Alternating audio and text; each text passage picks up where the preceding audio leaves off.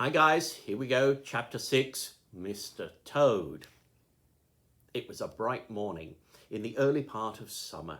The river had resumed its wonted banks and its accustomed pace, and a hot sun seemed to be pulling everything green and bushy and spiky up out of the earth towards him as if by strings. The mole and the water rat had been up since dawn, very busy on matters connected with boats and the opening of the boating season. Painting and varnishing, mending paddles, repairing cushions, hunting for missing boat hooks, and so on. And were finishing breakfast in their little parlour and eagerly discussing their plans for the day when a heavy knock sounded at the door. "Bother," said the rat, all over egg. "See who it is, Mole, like a good chap, since you've finished." The mole went to attend the summons, and the rat heard him utter a cry of surprise. Then he flung the parlour door open and announced, with much importance, Mr. Badger. This was a wonderful thing indeed, that the badger should pay a formal call on them, or indeed on anybody. He generally had to be caught if you wanted him badly, as he slipped quietly along a hedgerow of an early morning or a late evening, or else hunted up in his own house in the middle of the wood, which was a serious undertaking. The badger strode heavily into the room and stood looking at the two animals with an expression full of seriousness. The rat let his egg spoon fall on the tablecloth and sat open-mouthed. "The hour has come," said the badger at last, with great solemnity. "What hour?" asked the rat uneasily, glancing at the clock on the mantelpiece. "Whose hour, you should rather say," replied the badger. "Why, Toad's hour, the hour of Toad. I said I would take him in hand as soon as the winter was well over, and I'm going to take him in hand today." "Toad's hour, of course," cried the mole delightedly. "Hooray! I remember now. We'll teach him to be a sensible toad." "This very morning," continued the badger, taking an armchair, "as I learnt last night from a trustworthy source, another new and exceptionally powerful motor car will arrive at Toad Hall on approval or return.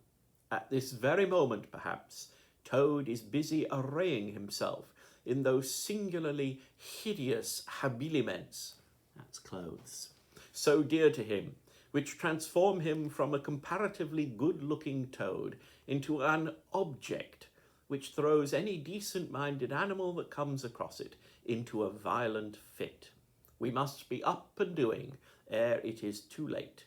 You two animals will accompany me instantly to Toad Hall, and the work of rescue shall be accomplished."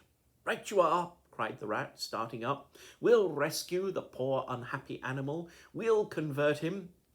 He'll be the most converted toad that ever was before we're done with him." They set off up the road on their mission of mercy, Badger leading the way.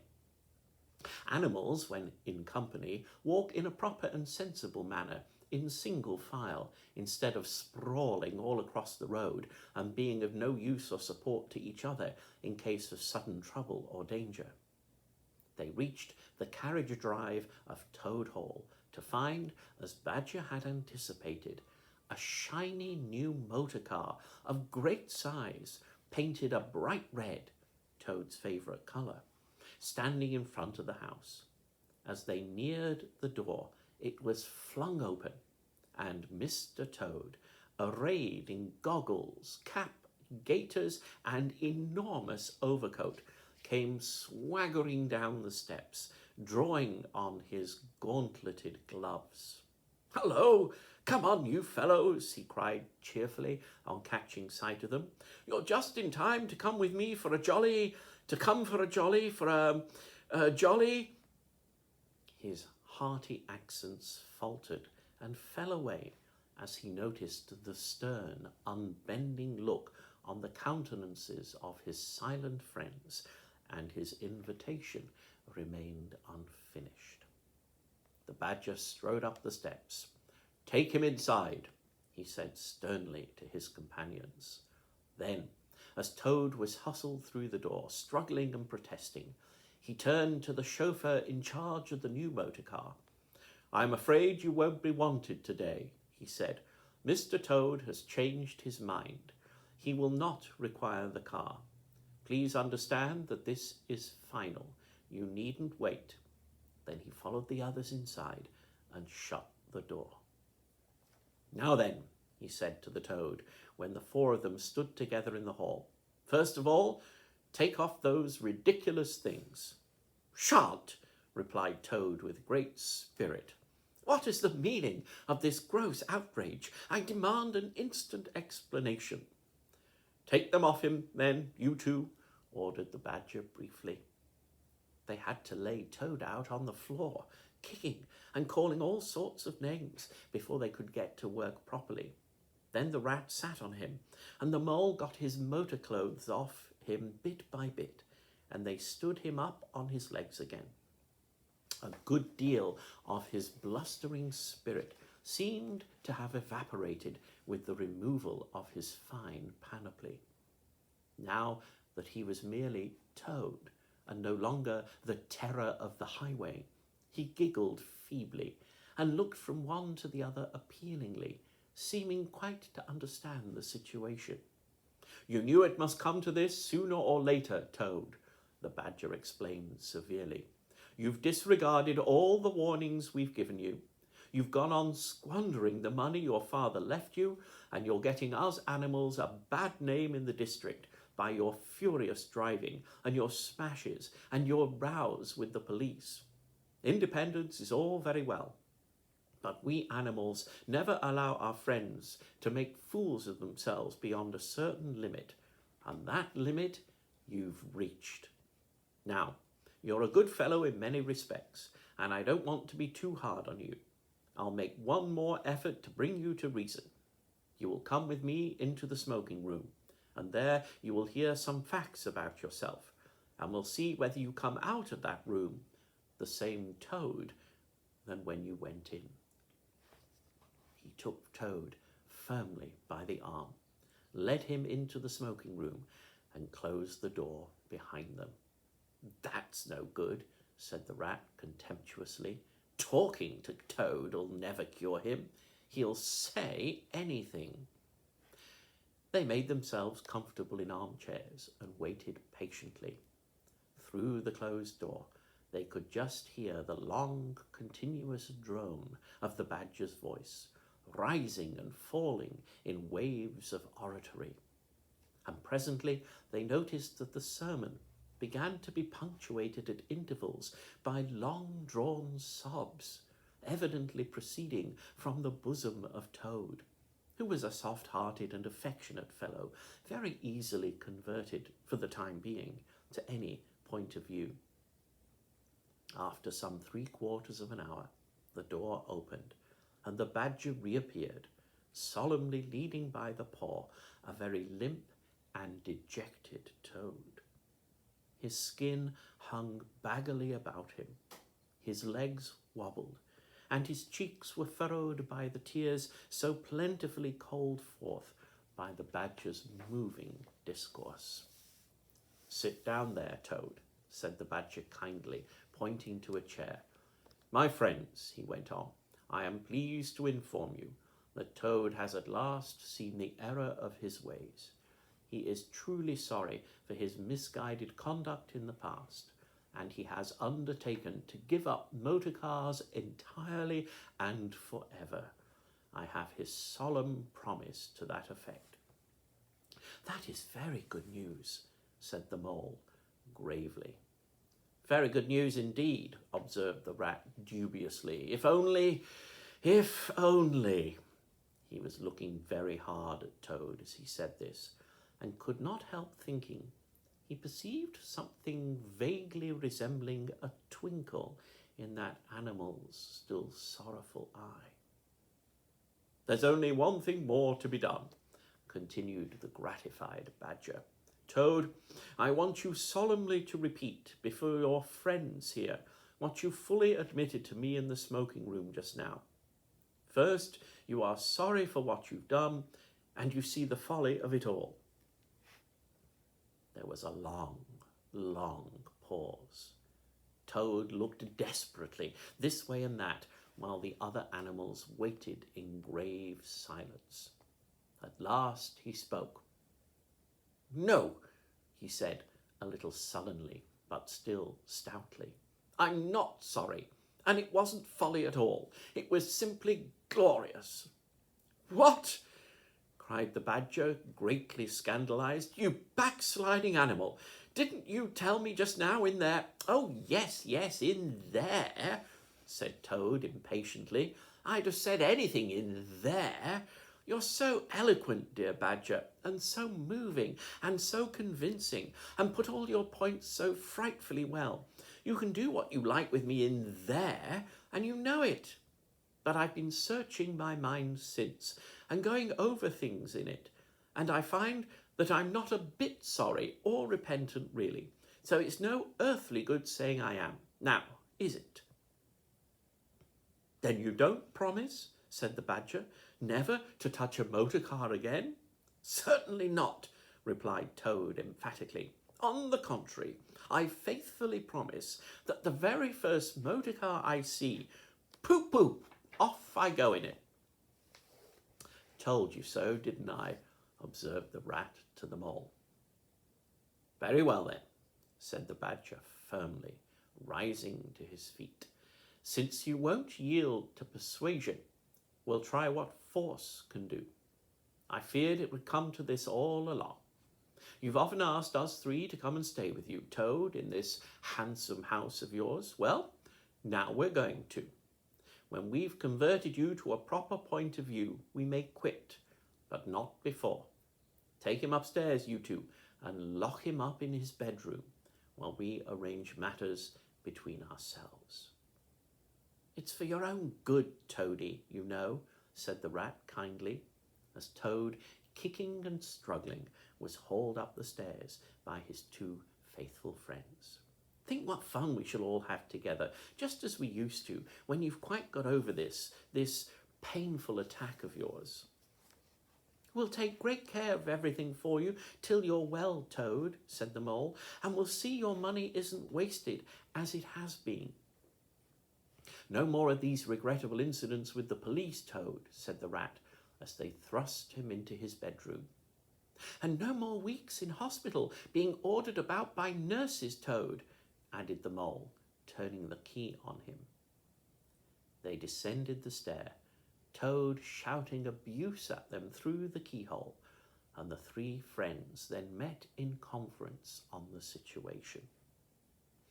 "It's going to be a tedious business," said the Badger, sighing. "I've never seen Toad so determined. However, we will see it out. He must never be left an instant unguarded. We shall have to take it in turns to be with him, till the poison has worked itself out of his system." They arranged watches accordingly. Each animal took it in turns to sleep in Toad's room at night, and they divided the day up between them. At first, Toad was undoubtedly very trying to his careful guardians. When his violent paroxysms possessed him, he would arrange bedroom chairs in rude resemblance of a motor car, and would crouch in the foremost of them, bent forward and staring fixedly ahead, making uncouth and ghastly noises, till the climax was reached when, turning a complete somersault, he would lie prostrate amid the ruins of the chairs, apparently satisfied for the moment. As time passed, however, these painful seizures grew gradually less frequent, and his friends strove to divert his mind into fresh channels. But his interest in other matters did not seem to revive, and he grew apparently languid and depressed. One fine morning, the Rat, whose turn it was to go on duty, went upstairs to relieve Badger, whom he found fidgeting to be off and stretch his legs in a long ramble round his wood and down his earths and burrows. "Toad's still in bed," he told the Rat outside the door. Can't get much out of him except, 'Oh, leave him alone, he wants nothing. Perhaps he'll be better presently. It may pass off in time. Don't be unduly anxious,' and so on. Now you look out, Rat. When Toad's quiet and submissive and playing at being the hero of a Sunday school prize, then he's at his artfullest. There's sure to be something up. I know him. Well now, I must be off." "How are you today, old chap?" inquired the Rat cheerfully as he approached Toad's bedside. He had to wait some minutes for an answer. At last a feeble voice replied, "Thank you so much, dear Ratty. So good of you to inquire. But first, tell me how you are yourself, and the excellent Mole." "Oh, we're all right," replied the Rat. "Mole," he added incautiously, "is going out for a run round with Badger. They'll be out till luncheon time, so you and I will spend a pleasant morning together, and I'll do my best to amuse you. Now, jump up, there's a good fellow, and don't lie moping there on a fine morning like this." "Dear, kind Rat," murmured Toad, "how little you realize my condition, and how very far I am from jumping up now, if ever. Do not trouble about me. I hate being a burden to my friends, and I do not expect to be one much longer. Indeed, I almost hope not." "Well, I hope not too," said the Rat heartily. "You've been a fine bother to us all this time, and I'm glad to hear it's going to stop. And in weather like this, and the boating season just beginning. It's too bad of you, Toad. It isn't the trouble we mind, but you're making us miss such an awful lot." "I'm afraid it is the trouble you mind, though," replied the Toad languidly. "I can quite understand it. It's natural enough. You're tired of bothering about me. I mustn't ask you to do anything further. I am a nuisance, I know." "You are indeed," said the Rat, "but I tell you, I'd take any trouble on earth for you, if only you'd be a sensible animal."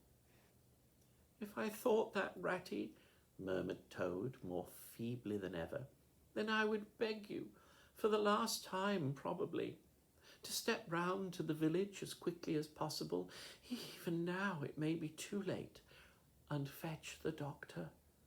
But don't you bother, it's only a trouble, and perhaps we may as well let things take their course." "Why, what do you want a doctor for?" inquired the Rat, coming closer and examining him. He certainly lay very still and flat, and his voice was weaker, and his manner much changed. "Surely you have noticed of late," murmured Toad. "But now, why should you? Noticing things is only a trouble. Tomorrow, indeed, you may be saying to yourself, 'Oh, if only I had noticed sooner.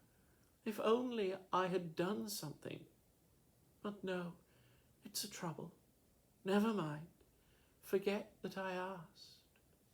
"Look here, old man," said the Rat, beginning to get rather alarmed. "Of course, I'll fetch a doctor to you if you really think you want him. But you can hardly be bad enough for that yet. Let's talk about something else."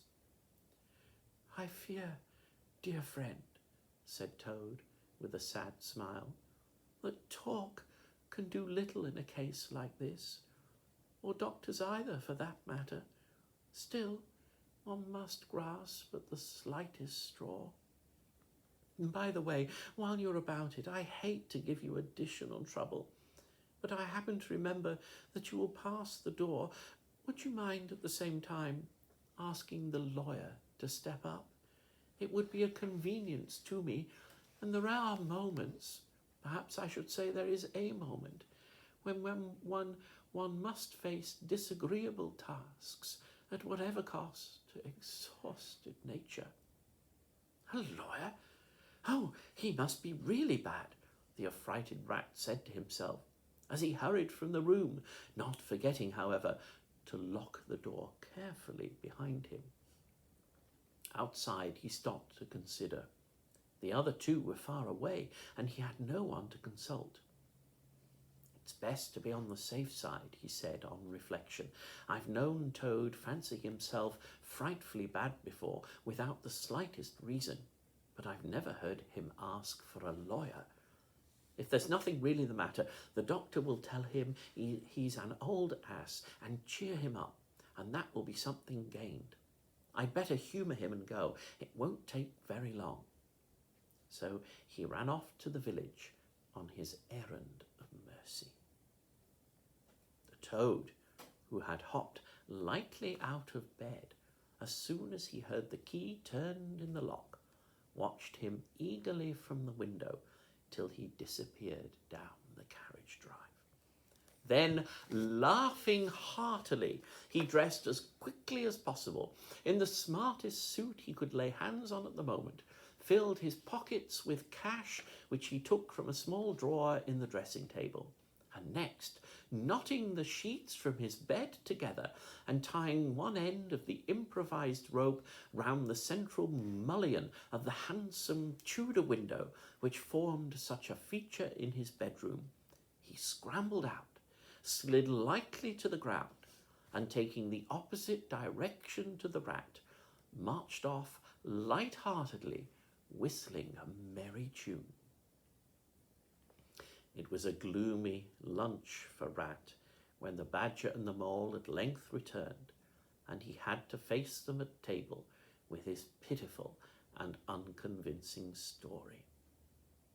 The Badger's caustic, not to say brutal, remarks may be imagined and therefore passed over. But it was painful to the Rat that even the Mole, though he took his friend's side as far as possible, could not help saying, "You've been a bit of a duffer this time, Ratty. Toad, too, of all animals." "He did it awfully well," said the crestfallen Rat. "He did you awfully well," rejoined the Badger hotly. "However, talking won't mend matters. He's got clear away for the time, that's certain. And the worst of it is, he'll be so conceited with what he'll think is his cleverness that he may commit any folly. One comfort is, we're free now, and needn't waste any more of our precious time doing sentry go. But we'd better continue to sleep at Toad Hall for a while longer. Toad may be brought back at any moment, on a stretcher or between two policemen." So spoke the Badger, not knowing what the future held in store, or how much water and of how turbid a character was to run under bridges before Toad should sit at ease again in his ancestral hall. Meanwhile, Toad, gay and irresponsible, was walking briskly along the high road some miles from home. At first he had taken bypaths and crossed many fields and changed his course several times in case of pursuit. But now, feeling by this time safe from recapture, and the sun smiling brightly on him, and all nature joining in a chorus of approval to the song of self-praise that his own heart was singing to him, he almost danced along the road in his satisfaction and conceit. "Smart piece of work, that," he remarked to himself, chuckling. "Brain against brute force, and brain came out on the top, as it's bound to do. Poor old Ratty! My, won't he catch it when the Badger gets back? A worthy fellow, Ratty, with many good qualities, but very little intelligence, and absolutely no education. I must take him in hand some day, and see if I can make something of him." Filled full of conceited thoughts such as these, he strode along, his head in the air, till he reached a little town, where the sign of the Red Lion, swinging across the road halfway down the main street, reminded him that he had not breakfasted that day, and that he was exceedingly hungry after his long walk. He marched into the inn, ordered the best luncheon that could be provided at so short a notice, and sat down to eat it in the coffee room. He was about halfway through his meal when an only too familiar sound, approaching down the street, made him start and fall a-trembling all over. The poop-poop drew nearer and nearer. The car could be heard to turn into the inn-yard and came to a stop. And Toad had to hold on to the leg of the table to conceal his overmastering emotion. Presently the party entered the coffee room, hungry, talkative and gay, voluble on their experiences of the morning and the merits of the chariot that had brought them along so well. Toad listened eagerly, all ears for a time. At last he could stand it no longer. He slipped out of the room quietly, paid his bill at the bar, and as soon as he got outside, sauntered round quietly to the inn-yard. There can't be any harm, he said to himself, in my only just looking at it. The car stood in the middle of the yard, quite unattended, the stable helps and other hangers-on being all at their dinner. Toad walked slowly round it, inspecting, criticising, musing deeply. I wonder, he said to himself presently, I wonder if this sort of car starts easily. Next moment, hardly knowing how it came about, he found he had hold of the handle and was turning it. As the familiar sound broke forth, the old passion seized on Toad and completely mastered him, body and soul. As if in a dream, he found himself somehow seated in the driver's seat. As if in a dream, he pulled the lever and swung the car round the yard and out through the archway. And as if in a dream, all sense of right and wrong, all fear of obvious consequences seemed temporarily suspended. He increased his pace, and as the car devoured the street and leapt forth on the high road through the open country, he was only conscious that he was Toad once more, Toad at his best and highest, Toad the terror, the traffic queller, the lord of the lone trail, before whom all must give way or be smitten into nothingness and everlasting night. He chanted as he flew, and the car responded with sonorous drone. The miles were eaten up under him as he sped he knew not whither, fulfilling his instincts, living his hour, reckless of what might come to him. To my mind, observed the chairman of the bench of magistrates cheerfully, the only difficulty that presents itself in this otherwise very clear case is, how can we possibly make it sufficiently hot for the incorrigible rogue and hardened ruffian whom we see cowering in the dock before us? Let me see. He has been found guilty on the clearest evidence, first, of stealing a valuable motor car, secondly, of driving to the public danger, and thirdly, of gross impertinence to the rural police. Mr. Clerk, will you tell us, please, what is the very stiffest penalty we can impose for each of these offences, without, of course, giving the prisoner any benefit of any doubt, because there isn't any. The clerk scratched his nose with his pen. Some people would consider, he observed, that stealing the motor car was the worst offence, and so it is. But cheeking the police undoubtedly carries the severest penalty, and so it ought. Supposing you were to say 12 months for the theft, which is mild, and 3 years for the furious driving, which is lenient, and 15 years for the cheek, which was pretty bad sort of cheek, judging by what we've heard from the witness box.